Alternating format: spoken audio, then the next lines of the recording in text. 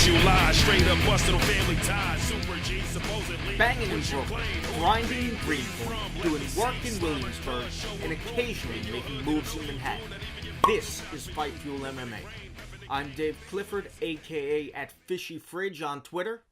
And I am Joy at JoyGNY on Twitter.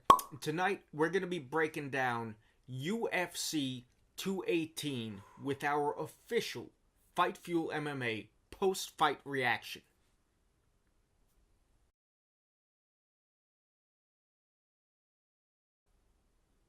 If you like it, you like any of our other videos, jab the like button right across the subscribe button, help us out. Without further ado, let's get into it. We're going to take it from the main event down. We had... Who was in the main event? I know, because there were so many crazy fights on this card. Like, man, this card did not disappoint. I mean, there were 2 or 3 fights that could have been main event fights. Yeah, but we'll get to that later. The main event, Max Blessed Holloway versus Jose Aldo, who stepped up on short notice to replace Frankie Edgar in this title extravaganza. Now, what I'm hearing is Frankie Edgar broke his orbital bone in training. So sad. Forced to sit out like 8 weeks, probably no contact. Yeah, really wanted to see that. I was really looking forward to that fight. But what we got instead was a dominating performance by Max Holloway. Yeah, I mean, it was a chance of redemption. Chance at redemption for Jose Aldo. He really was chomping at the bit to get in there and try to avenge his loss and reclaim his title. But, man, Max Holloway, though. Max Holloway's looking real good. Yeah. He came out there, and by the end of the first round, Aldo had gassed. Whether Holloway gassed him or Aldo gassed himself, he was tired. Yeah. And Max worked a tactical pocket fighting game. Every exchange that they entered into, he hit Aldo 3 times for Aldo's 2, and he just started wearing on him. And wearing on him. Yeah. And wearing on him. Yeah, by the 3rd round, that was it. I mean, Aldo went out there, he went out on a shield. He wasn't backing down. He was swinging, he was trying to beat Holloway, but it's just Holloway's striking was too loose, too precise, and he just overwhelmed Aldo. He didn't push forward like crazy on him, he just brought him into these exchanges and ate him up. And for real. 9 seconds left in the 3rd round. Yeah. Referee stoppage. It was crazy because whether Jose Aldo knew the round was almost over or not, I think he did. He thought he was going to coast through the rest... Not coast through the rest of the round because he was getting his face pounded in. Let me rephrase that. Survive till the end of the round. But Herb Dean came in and he said, I'm going to stop this. I'm going to stop this. And he sure as hell stopped it. Because I guess Herb Dean didn't want to make a repeat occurrence of what happened in one of the last title shots where he let it go to the end of the round. And a la Luke Rockhold versus Chris Weidman. Yeah, that was rough to watch. And his face looked pretty rough. And a lot of people argued that it could have been stopped, but he was giving Weidman the benefit of the doubt, and I guess to much criticism, he decided to not do that this time around. He warned Jose Aldo many, many times, and even Jose Aldo was giving the thumbs up. You see that towards the end of... We were talking about this during the fight, and usually I'm all for the clapper goes off, and you let the fighter get out of the round. Just give him that benefit of the doubt, let him fight through it, get to their stool. Warned him. Joy was thinking this fight was stopped a little early, you thought? Yeah, just based on the fact that there was 9 seconds left, he was giving the thumbs up. But you know what? I'm not in disagreement. Yeah, like I said, usually I feel at first strongly... watching it... I feel strongly one way usually, like you should just let him get to the end of the round, but I thought this stoppage was completely justified. I think Aldo was a beaten man. Honestly, with the way the fight was going and knowing that he stepped up on short notice, just the gas tank just wasn't there. And we saw it. We saw him wilt, and honestly, it would have been more of the same in round 4, and I don't think he would have gotten out of round 4. No way he was getting out of round 4. He saved him a bunch of shots to the head. Yeah. So I'm fine with that. Aldo's 31, right? He could still be fighting, if he chose to, for another 10 years. He doesn't need to eat any more shots at this point. No. I was cool with the stoppage. So Holloway pulls off the big win, stops Aldo not once, but twice. Aldo, a man considered the greatest featherweight the UFC has ever had. Yep. So Holloway got some of that shine off him. Yeah. Big time. Yeah, I mean, now let's think about Holloway now in the picture. He's been undefeated for how long? Like 11 or 12 fights. Yeah, like I mean, he went to decision with Conor McGregor. That was the last time he lost, correct? Yeah. And that was legit, you know. To go from three round war with Conor McGregor, that's your last loss, and then to just steamroll the entire division. Eat them up like cupcakes. Yeah, eating them up like cupcakes. I love that. That was funny. That was in his post-fight speech. It's so impressive to me to see him handle Jose Aldo the way he did, because that's not like someone on the decline. That's not someone who, you know, was champion just once or twice. No, you know, Aldo defended was it the one or two times. reigning, defending, and he put him out twice. Huge win. So, and decisively. So, and decisively twice. So, amazing Max Holloway. I just really want to see him fight Frankie Edgar, though. Now, because here's who else was the big winner of this fight. Frankie Edgar. Because he got a look at a Max Holloway who he fought differently this fight. He was on point with everything he was doing, and Edgar is sitting at home recouping from that injury right now. Mm-hmm. Edgar is going to have time to watch that tape to see what Holloway is coming with, because look, Aldo didn't do too well on the feet against Holloway. Edgar, I feel like, would do worse. You can't stay on the outside because Holloway's too long. If you're Edgar, you got to find ways to get inside, clinch fight, take that fight to the ground. And I could see it with his speed and his power. He could get in there. His cardio's as good as Holloway's. He could do it. But I think this fight was a blessing for Frankie Edgar. More time to prep, more tape to watch. Yeah, so I really hope Holloway and Edgar get to fight for the title for their next fights, and I hope it happens soon. I really want to see that fight. Make it happen, UFC. Frankie Edgar, please get better so we can see this happen. Hopefully. I would love to see him be another one of those famous few who have held 2 titles in 2 divisions. Yeah. So let's see it happen. I mean, not that I want to see Max Holloway lose, but if he's got to lose, I'd be happy he would lose to Frankie Edgar, to be honest. I'm a big Edgar fan. Yeah, I mean, we are, of course. Tri-State area. Come on. Represent! Represent. Anyway, on to the next fight. The co-main event. The Battle of the Behemoths. Oh my gosh. You had Alistair Overeem versus Francis Ngannou. And it was a fight between 2 huge, powerful men. Both of them have great striking. Yeah. Overeem has the vast experience advantage over Ngannou. And the technical arsenal of stand-up. Yeah, K1 kickboxing champ. Ngannou has death in his hands and hunger on his side, and he prevailed. Oh my gosh. He is probably the scariest fighter on the roster today. Yeah. Maybe ever. See, I think he scares the crap. He's so giant. The way they're hyping Ngannou, it reminds me of the way they hyped big men in the past.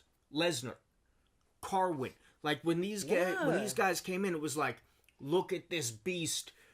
Look at Lesnar's build. Look at the size of Carwin's fist. And they're giving Ngannou that hype job. They said, look at this man. He's a huge, terrifying man. Yo, they don't even need to hype him. They just need to stand him next to any other heavyweight in the division and just see.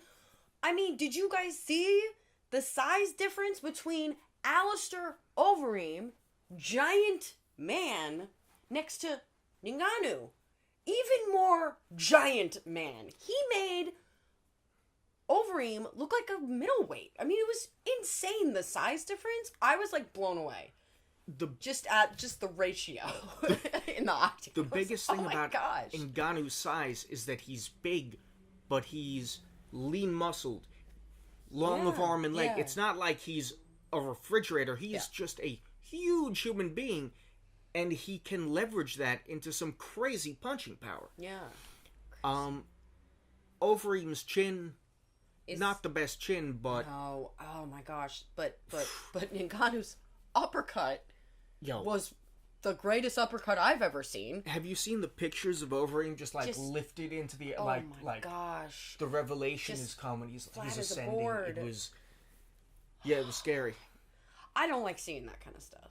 I mean, I loved seeing the power and the ability of Ngannou, and just the fact that he is just such a naturally gifted athlete and fighter.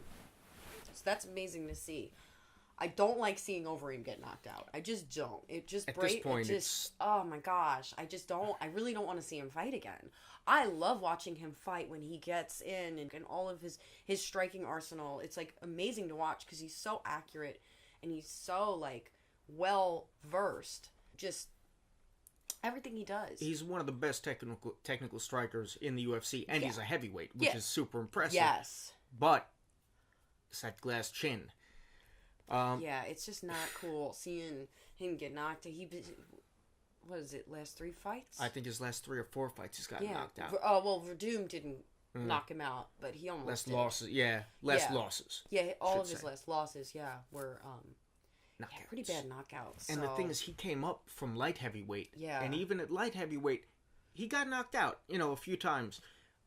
And then he made his body more massive, but you can't jack your chin up to a heavyweight chin. So he's heavyweights hit hard. Yeah, I don't know. It's just not good to watch. The other thing, though, I don't know. I mean, Overeem, I just don't want to see him fight again because I don't want to see him get knocked out again. That's the only reason why I don't want to see him get brain damaged or anything. Exactly. But he doesn't seem like his skills have declined. Like he's a good fighter. His chin might be gone. His chin might be gone. His chin's gone. So it's like, where do you go from there? But man, he's so talented, and he's a legend at this legend point. Of the He's sport. like legend status. But enough about him. Let's talk about Ngannou again. Yeah, sorry. Just wanted to say here's the thing about Ngannou that also makes him such a terrifying prospect. He's only been training MMA for like 4 or 5 years. Which is insane, and he already has so many fights under his belt, and the skill level and winning in the UFC. Like, he hasn't lost yet in the UFC. And he's not coming in there just clubbing people with his forearms till they go down. He's striking with good technical precision. He's submitting people. He submitted Hamilton. It seems like he's like kind of the rare breed who is physically blessed and is also humbled enough to know he's got to work to completely round out his game. He's going to be a scary test for Stipe if they make that fight right away. Oh my gosh. I think they're going to. I mean, how could they not? I mean, with Joe Rogan, like the post-fight interview, they're like, you're getting that fight. You're getting that title shot, Mr. Ngannou. Like, trying to be all like, Rogan looked kind of terrible. You seem like pulling the mic from him, and Rogan's like, I don't know, you can't take the mic. Yeah. And I don't know, man. He's a future champion. Yeah. Oh, man. Honestly, I love Stipe, though, so much. But it's just like the size difference is just... It's going to be big, but... obvious. Because Overeem was so much bigger than... Right. Stipe. But Stipe's another athletic heavyweight. It's... Yeah, and he hits hard, too. So, I don't know. We've never seen Ngannou get his chin tested. No, but he will be in a fight with one of the best heavyweights of the recent era if he fights Stipe. So I'm looking forward to that fight more than I look forward to most heavyweight fights, to be honest.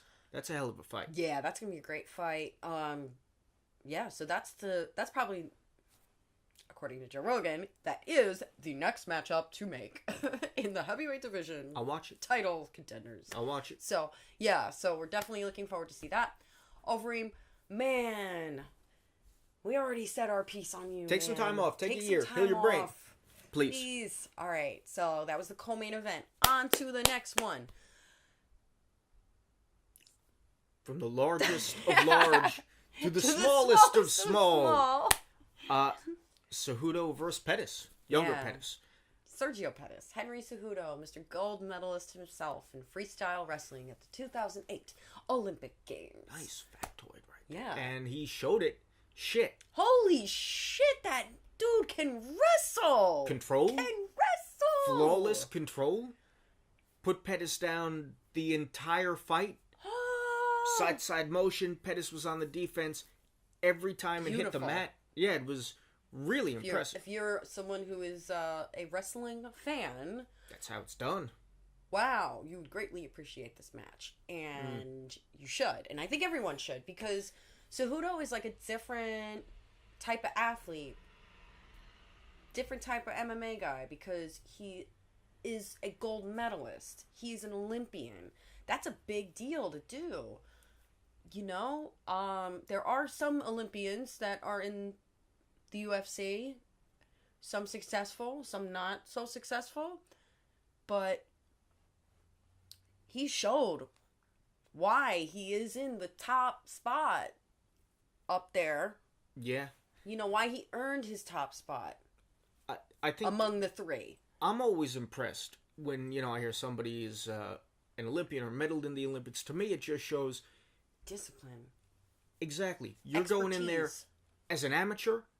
You are honing. Exactly. You're honing your skills as much as you can, and you're an amateur. You're doing this for the love of what you do, and you are the best of the best at what you do, gathered from around the world. So to me, that's impressive. You're the best around. Nothing's gonna ever keep you down. Oh, I can't sing. So he is the best around when it comes to wrestling. Yes. He totally made Pettis look like he was an amateur at wrestling. Well, that's the thing. He put Pettis on the proverbial and back Pettis foot. Is a top flyweight. He is on the floor. Yeah. Yeah, he's a top flyweight. He's a great fighter. The other thing, Cejudo is just like on another level. The control, the just being able to follow his every movement and be ahead of him, be 3 steps ahead of him the entire time.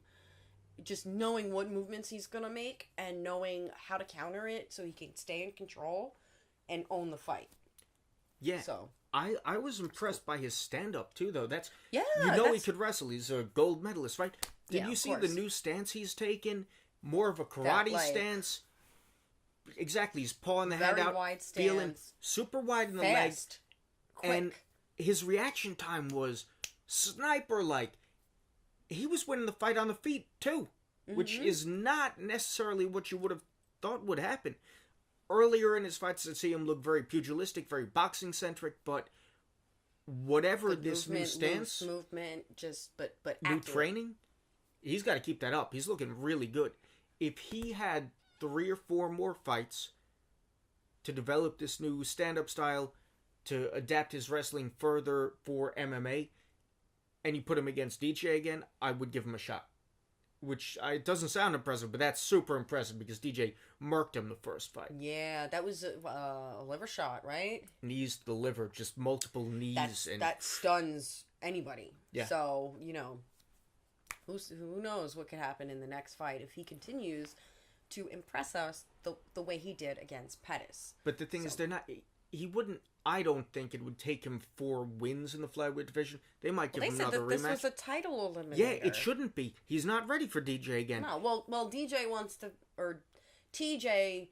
to fight DJ, so that's probably going to happen. I think they're making that fight. Yeah. So if TJ can make the weight, cool. Let's see it. I'm down with that fight. Yeah, I'm very down with that fight. Yeah, it should be an interesting fight. I'll watch it. Hell yeah. I love watching DJ fight.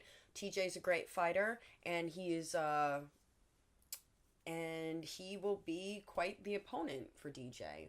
I think DJ's still going to win. Yeah, I think DJ's going to win too, but you've seen, like in DJ's fight against Tim Elliott, he was facing another guy who came down from bantamweight. Yeah. And that first round, DJ got pushed around a little by Elliott. Just the size difference was there.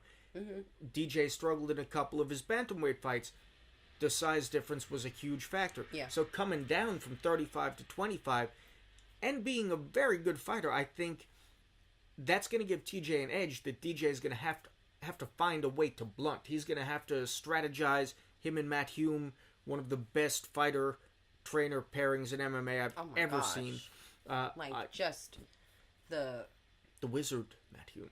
Yeah, just the bond or the connection between the two of them as far as, like, teacher and student, it's just amazing. Mm-hmm. Like, that, you couldn't ask for a better result between two, coach and fighter. Like, someone who, in my opinion, is the best active fighter we have right now. He should that be the in UFC has right now. So the fact that it's not plastered on everything that is UFC is beyond me. No, it's because he's 5'3". Because that people still don't want. Yeah, people still don't want to see it. It's just it doesn't. I want to sell see as much. it. Yeah, I want to see it too. And he's a likable guy. I mean, how is he? I think he comes like off DJ? real good in interviews. Yeah. I don't know, but he's making money doing like Twitch, and he's got sponsorships. Yeah, so good for him. Xbox, or something. He's doing all right. Yeah, we wish him nothing but the best because he is at the top of the mountain when it comes to MMA. Right? He's at the top as far as skill, just being completely well-rounded and being completely unbeatable. Awesome. Unbeatable. Unbeatable. In every way. In every way. It's not like, he is like amazing at wrestling like Cejudo is or something like that, but he's a little weak here. No, he is completely unbeatable in all aspects of MMA. So he is the type of person that is at the top that makes everyone else have to get up to his level, and that makes the sport grow, and it makes it more entertaining, and it makes it more expandable and more marketable. It just makes it better all around. So he's making MMA better. So yes, fucking DJ. Okay, he's making TJ drop down in weight to fight him. Yeah, so the knock on him has been like, no, he won't sell any fights. But now you've got marketable lightweight fighters who want to fight him. Yeah. So I hope he gets a fight. I hope he gets paid. We can't talk about these guys anymore. They're too short, right? Nobody wants to. I know. Crazy. Fourth fight on the card. It's lightweight fight. Former UFC champion in Eddie Alvarez, former Bellator champion in Alvarez versus former World Series of Fighting champion, former undefeated, 18-0, 17-0. He was 17-0. 17-0, he's like something like that. Or 18. Yeah, well, undefeated, several fights. Highlight reel. Exciting fighter to watch. If you haven't seen Justin Gaethje in his World Series of Fighting fights, or his last fight against Michael Johnson in his UFC debut, like, you need to watch it. Yeah, like, he is find so exciting to watch. All his World Series of Fighting fights, or a bunch of them, you can find them on YouTube. They're free. Just watch them. The Johnson fight, they might be showing that free on YouTube. Yeah. You should watch that fight. Yeah, you can find it. He's one of the most exciting fighters I've ever watched fight. That being said, head trauma. Justin Gaethje wins fights, I feel like, because he just has a divorce between what is happening to his body and what his body can continue to do. He goes in there, zombie style, will eat shots. Maybe he'll put up the mitts to try, and he doesn't care. And as soon as the shots stop coming, he's pushing forward, and he breaks you with pace. He breaks you with pressure, leg kicks. And it looked like in the first round, maybe that's what he was going to do. We'll get to that. Maybe that was what he was going to do to Eddie Alvarez. Alvarez is coming off a couple fights that didn't go his way. The fight against Conor McGregor, he didn't look like himself. He didn't look good, and he got ruthlessly Conor McGregor's fight. beaten. Yeah, which made him lose. He lost because he got hit in the head a bunch, and it was bad. But yeah, he played Conor McGregor's game. He played into his game. He played into Conor McGregor's game plan. Yeah, he lost. This actually makes McGregor's victory more impressive if you look at this fight between Alvarez versus Gaethje. However, I think it was a totally different Alvarez in that fight. I feel like he just like fed in. He's got the power in his left hand. Is what did the deed. The power in the hand. It's okay. I'm part Irish. I can. Me too, and I'm cringing. Regardless, and then the Poirier fight. Poirier was teeing off, but Alvarez was coming back. Didn't look Poirier was winning dominant that fight, in my opinion. Yeah. And then the way it ended, it was just blah. Shenanigans. It left a bad taste in your mouth for Alvarez. It's like, okay. Yeah, well. But of course, like, everyone's like, Gaethje's gonna win. But I was thinking to myself, I'm like, man, like, Alvarez, who climbed and clawed his way up the lightweight division, which is no easy task. That's like one of the most stacked divisions in the UFC. The most stacked. Yeah, definitely. He did it in Bellator. Then he goes and does it in the UFC. Like, this man's a killer. Yeah. And, like, he's a very, very, very good, well-rounded guy. Like, wrestling, in there. Boxing, jiu-jitsu. And his grit, like, we're talking, like, true grit of a fighter. Like, he is fucking tough, man. Yeah, you can see some of Alvarez's fights from Bellator, again, free on YouTube if you don't have any other way to watch him. Grit, just like Gaethje. He gets drubbed, he gets dropped, he's on queer street, he's stumbling around, and then he fires back and finds a way to win. So, this matchup was... Wow. So, Gaethje always fights, like, with reckless abandon. That would be a good way to describe it, yeah. Or as Dominic Cruz says, reckless abandonment. Yes, the reckless abandonment. Dominic Cruz. A new style. No, I think he fixed it. I think he's fixed good. it since then. Good. He said that a few times, and we're like, what? Anyway, no, we knock on you, the Dominic Dominator Cruz. there, yeah. Yeah. Anyway, so Gaethje fights always like highlight reel. Like, you're on the edge of your seat, like, holy shit, like, back and forth, like, oh my fight. God. When he's like, winning, when he's losing, the whole like, your fight. head's gonna fucking explode, right? Yeah. And this fight was more of the same. Holy shit. The only difference is that I feel like Gaethje never really got that, like, got his spot. You know what I mean? He got his spot. But on Alvarez's leg. Yeah, he was chewing up Alvarez's leg. He didn't quite get anything else significantly. This is the thing. In the post-fight, Alvarez said, yeah, if it was a 5-round fight, my leg would have started to have problems. But he would have. He wasn't connecting with the hands. And Alvarez was fighting aggressive but technical. He was in the pocket, and he was evading shots. Loose. Like he was looking way looser than he does. He was like Matrix shit. Like, I don't know if anyone's talking about that, but he was like. He looked really good, and Gaethje was throwing. I don't want to call him sloppy, but punches were coming up and over, off angle, and that's kind of his style. Like, yeah, that is his style. But Alvarez was in there throwing straights and hooks, uppercuts. Like, solid. Classical strikes that were getting through. And, you know, in the Holloway fight, how Holloway hit Aldo, 3 for 2? Alvarez was hitting Gaethje 2-1. He was just way more precise. And his shots were carrying weight. And by the third, you saw Gaethje start to register the effects. Yeah. Even on the feet, he was kind of staggering. And but those leg kicks, though. Yeah, and he did something to Alvarez's jaw. Like, his jaw I think exploded. I don't know. Yeah, I think at some point he was. It's not like he wasn't hitting him at all. Like, he was getting some shots through on Alvarez, but not nearly as much as. I mean, obviously, because Alvarez ended up knocking him out.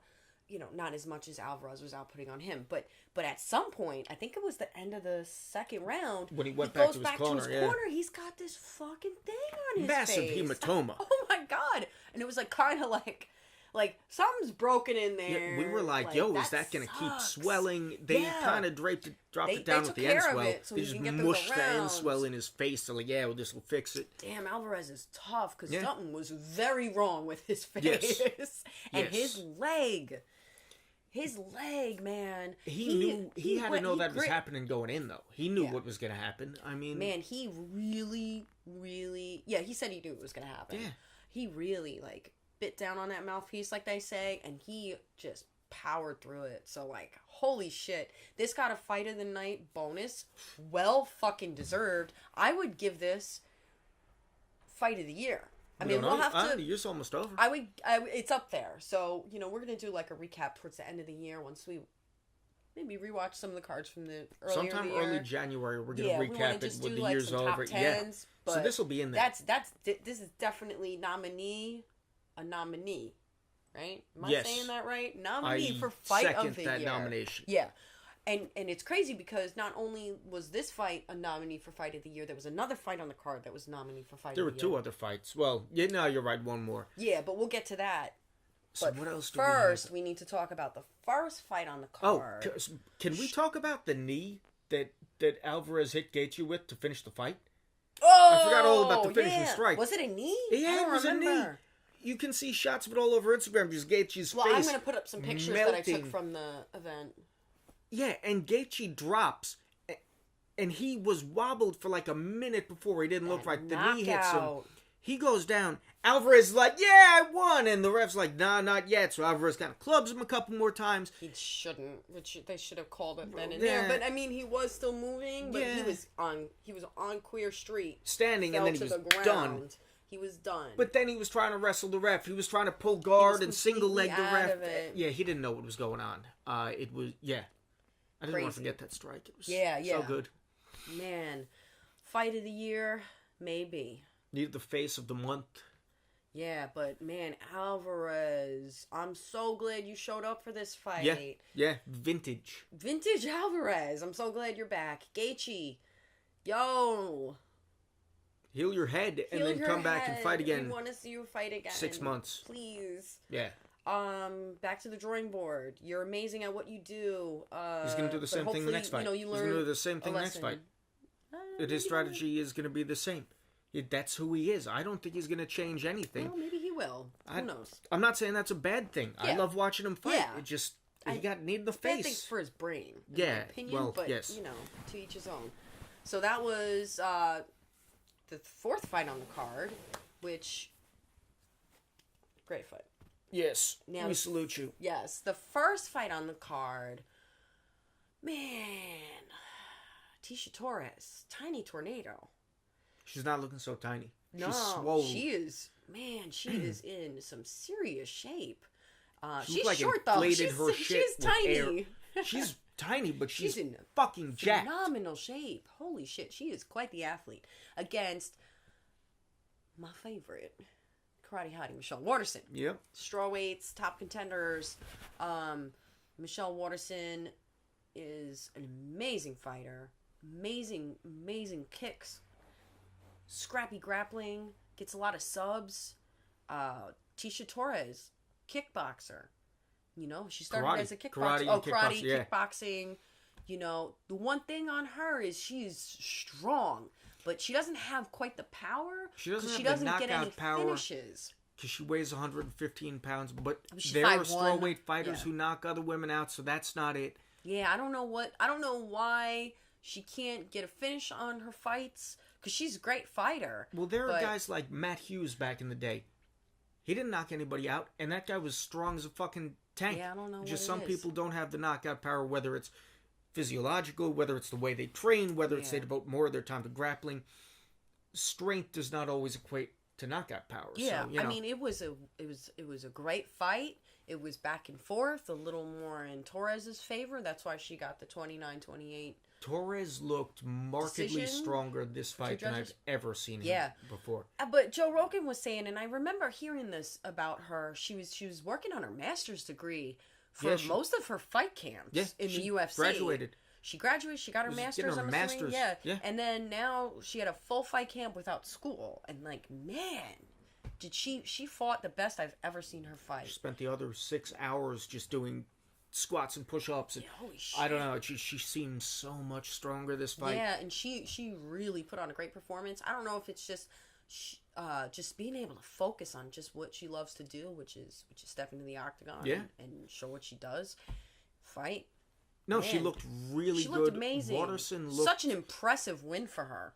Yeah, I thought Waterson was going to win, to be honest. Yeah. I thought Waterson was going to find a way to get it down and sub her. They're both blue belts, right? Yeah, which is crazy because Waterson is quite the grappler. Yeah, considering. I feel like Waterson's grappling is on a much higher level. Yeah. Torres, well, her dexterity, her leg dexterity is, I mean, you guys see her do her kicks and stuff. It's phenomenal. Yeah, the and flexibility and dexterity is insane. Yeah, so, I mean, I think that gives her the advantage over Torres. But Torres was no slouch. Well, the thing is, when they were on the ground, Torres was defending, but she was strong-womaning it. Like, yeah, she was a lot of the shit she was doing was not good. She wasn't really moving right. No, she was moving as far bad. as like basics, not basics, but like, escapes and stuff like that, and it showed. Like improper locking up at the triangle. The Kimura grip was wrong at first, which whatever, she won and she didn't get subbed. Yeah, so she needs to maybe, I don't know, whatever she did, it worked. She doesn't need to do anything, I guess. Yeah, it got her out of this fight. But her stand-up definitely proved to be what held her down. Yeah, I've been talking shit about her, but her stand-up looked really good this fight. Like, she was hurting Waterson often, crisp striking, cardio off the charts. Yeah. I mean, Michelle Waterson was gassed. Yeah. By the end of the fight. You could see that she just was done. She was and I think that's when she lost the fight, was in that third round. Like, because I think it was 1-1. Yeah.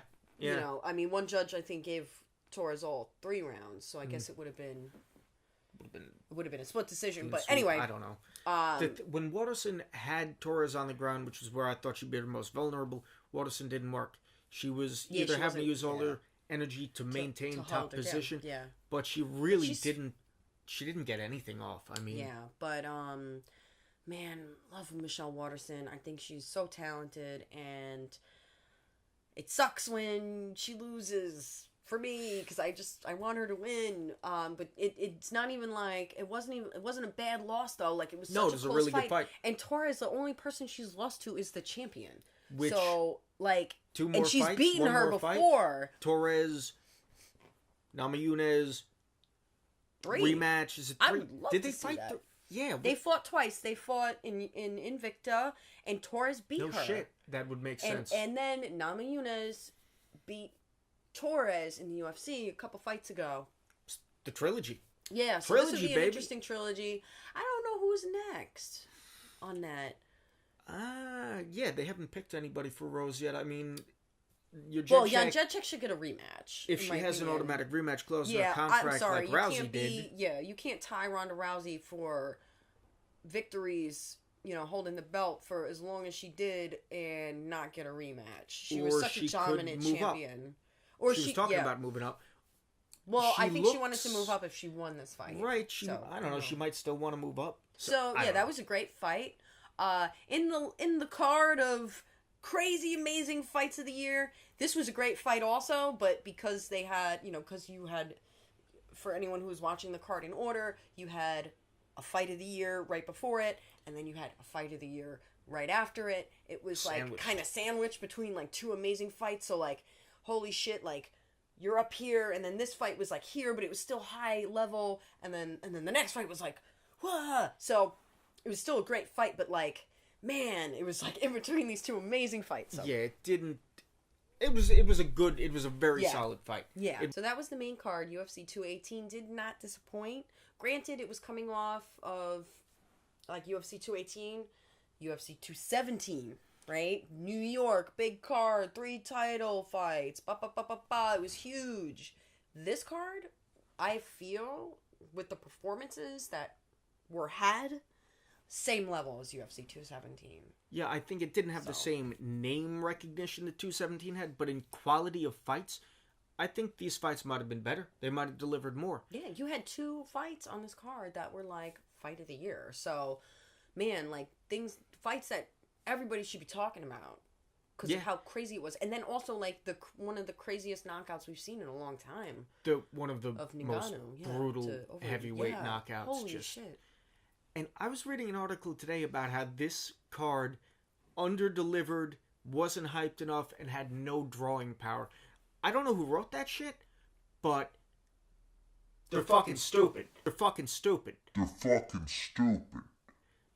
fucking stupid. Fucking stupid. Stupid. Like we said, it didn't have the huge name recognition possibly as 217, but watch the card because the card's good. The fights were insane. The matchmaking was brilliant. All the fights on the main card delivered. And there were a couple fights on the undercard that we just got to talk about because they were that insane. Mm-hmm. The first one we wanted to highlight was the fight between Paul the Irish Dragon Felder and Charles Do Bronx Oliveira. Yeah, this was middleweight bout. Paul Felder, Philly guy. Mm-hmm. He's not only like a great fighter in the UFC, he's also doing commentary now, and like he really impressed everyone. Yeah, I didn't get to see it or hear it, but I'm like looking forward to it because everyone's like talking about like how good he was on the mic. So awesome, and a great fighter also. Man, what a performance! Really good fighter, and yeah, his commentary is really good. I don't know why I'm surprised, but it's just really good commentator.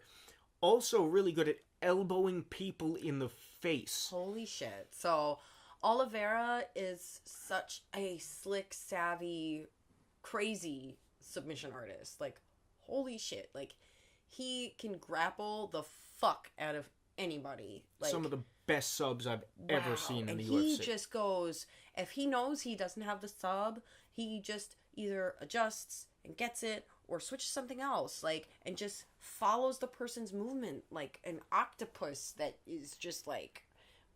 His transitions so fast are sick. He's slick. And he's bony. All his arms and legs are sharp. They got to cut into you. And like Joe was saying, he'll move from sub to sub because he's so fluid in his transitions. Sub Darren Elkins in like 45 seconds. And Elkins is hellaciously durable. Mm-hmm. I forget who it was, but he hit him with a guillotine. Oh, yeah. Standing guillotine. But he had guard on, and you just see, like, you can see the guy's neck vertebrae moving. I mean, horrendous submissions. Amazing fighter. Amazing fighter. Amazing submission artist. And Felder hung out with him. Felder, like, so, Joe Rogan was so funny on commentary this time. Like, I was laughing. Like, he was saying, like, the funniest stuff. So, like, during this fight... they were on the ground, and Joe Rogan's like, why isn't Felder just standing up? Like, he's gonna get owned. Like, and he was getting personal with it. Like, he's like shouting, up. "Get up!" He's like, "Get up! Yeah. Get up!" Yeah. You're like, dude, chill. And you know what? Yo, Felder didn't get up. He stayed on the ground with Oliveira, submission specialist that he is, and he owned him on the ground with those elbows. He finished the fight on the ground. He was in a darce in the first round for like 2 minutes. Yeah. And that shit hurts. Yeah, you see at one point, it was mad tight, and you see his face, and he's like... And he stopped moving, which, like, is what I do when somebody's about to make me tap. Like, they get the sub on, I'm like, oh, I don't know, I can't move. And then for like 2 seconds, you just stop moving, because you can focus on just not tapping for 2-3 seconds. And I'm like, oh, he's going out. But he didn't. He didn't. He wrote it out. Yeah, he was moving, like, he was trying to get out of it. He kind of started moving the wrong way, and Joe Rogan's like, no, that's the complete opposite of what you want to do. And it was like, oh, yeah, you don't want to give him your leg. Like, grappling. And Oliveira did go for a leg lock, did he, right? No, when he gave him his leg and he had the darce, like, that secures it even more for Oliveira. Yeah, so I thought that was funny. But he ended up getting out of it and maintaining that top control, Felder! Yeah. Which he used to devastating fashion. Yeah, that was sick, man. Awesome performance, awesome fight, and that was the main, like, the headliner on the FS1 prelims, and it was definitely, like, a great fight, but, man, there was another fight that happened right before it that was kind of overshadowed it a little bit, because that's the other fight that we were talking about when we were talking about Gaethje Alvarez that was just on that level. And take it away. This was the way that Gaethje Alvarez was in people's minds was what happened in Medeiros Oliveira. Everybody thought Gaethje Alvarez was going to be this insane fight where technique went out the window and fucking people were running against the cage, just throwing random crazy strikes. But Gaethje Alvarez was technical. Gaethje was working his leg shots. Alvarez working his boxing. Yeah. Oliveira, Medeiros was fucking crazy. Holy shit. I don't know what the fuck they were doing to each other. So this is Cowboy Oliveira. This is welterweight. Yeah, he's at welterweight now. And Yancy Medeiros, am I saying that right? Yeah, Yancy Medeiros from He's Hawaii. Yo, Hawaii this weekend, by the way. Shout out to Hawaii. You motherfuckers are crazy. Yeah, you are. Amazing victories this weekend. In addition to Holloway and Medeiros, our girl Rachel Ostovich-Berdone, is that her full name? She got an amazing victory. Yeah, I didn't get to see it yet, but I just saw like the highlight reel of it. So awesome job for her. Awesome UFC debut. So kudos Hawaii. Congrats anyway. there. So back to this. Yeah. Cowboy Oliveira versus Yancy Medeiros. Holy shit, this fight was fucking fire, son! They both dropped each other. They both put each other inches from unconsciousness. And then they just kept coming forward again. It was back and forth. Leg techniques, hand techniques, scrambles. People running across the cage trying to throw crazy shots that probably wouldn't land, but then some did. It was just uninhibited frenzy by two people who train MMA.